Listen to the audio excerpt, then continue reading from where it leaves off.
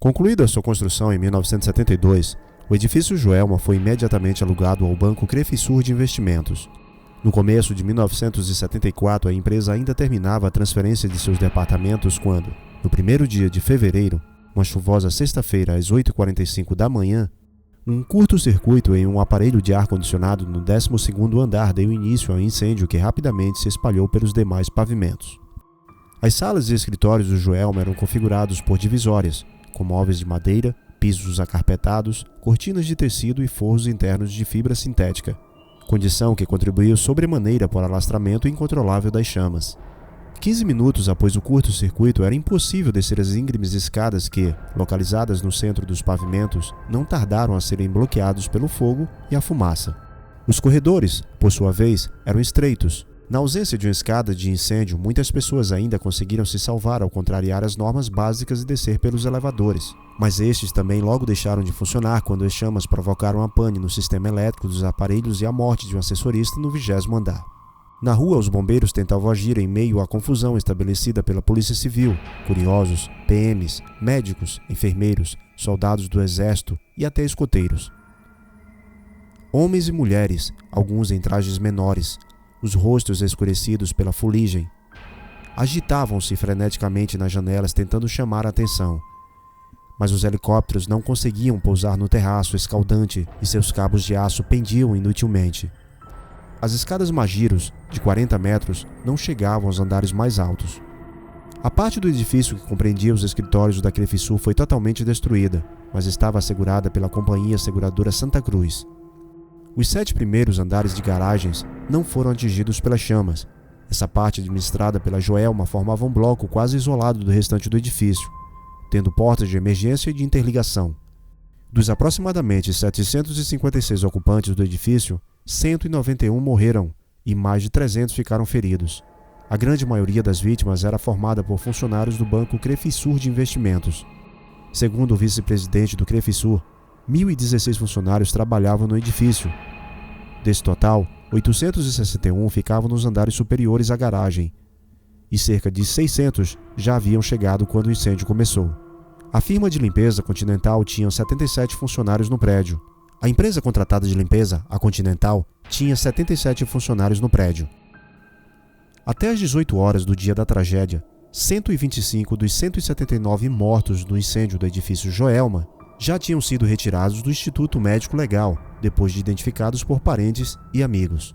Restaram 54 corpos, dos quais 12 identificáveis e o restante completamente carbonizado.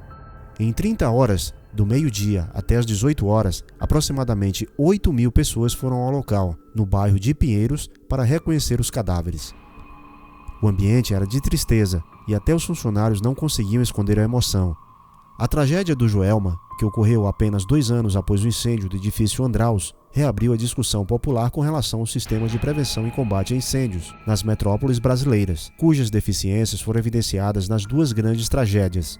Na ocasião, o Código de Obras do município de São Paulo em vigor era de 1934, um tempo em que a cidade tinha 700 mil habitantes, prédios de poucos andares, e não havia a quantidade de aparelhos elétricos dos anos 70. A investigação sobre as causas do acidente, concluída e encaminhada à Justiça em julho de 1974, apontava a Crefisur e a Termoclima, empresa responsável pela manutenção elétrica, como principais responsáveis pelo incêndio. Afirmou-se que o sistema elétrico de Joelma era precário e estava sobrecarregado. Além disso, os registros dos hidrantes do prédio estavam inexplicavelmente fechados, apesar do reservatório contar na ocasião com 29 mil litros de água. O resultado do julgamento foi divulgado a 30 de abril de 1975. O gerente administrativo da Crefisur foi condenado a 3 anos de prisão. O proprietário da Termoclima, seu funcionário, o eletricista e os eletricistas da Crefisur receberam condenações de 2 anos.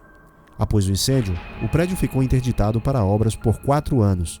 Com o fim das reformas, em outubro de 1978, foi rebatizado como edifício Praça da Bandeira. Lições aprendidas com esse acidente para a nossa atualidade. Mantenha os diagramas unifilares de suas instalações sempre atualizados. Instalações elétricas em muitos prédios são considerados como o principal risco de acidentes. Avalie os riscos do prédio onde trabalha ou onde vive sobre as ações de prevenção e mitigação. Não aceite nem permita qualquer condição imprópria de qualquer instalação elétrica onde você mora ou trabalha.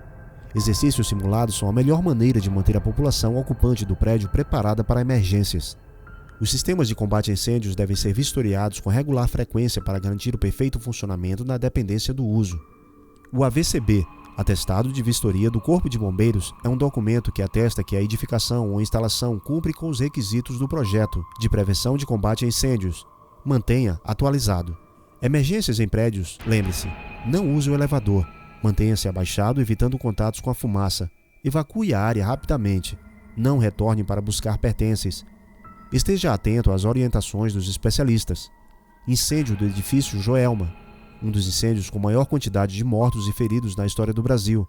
Saber como aconteceu nos ajuda a entender como podemos evitar incêndio em nossas empresas ou em nossas casas.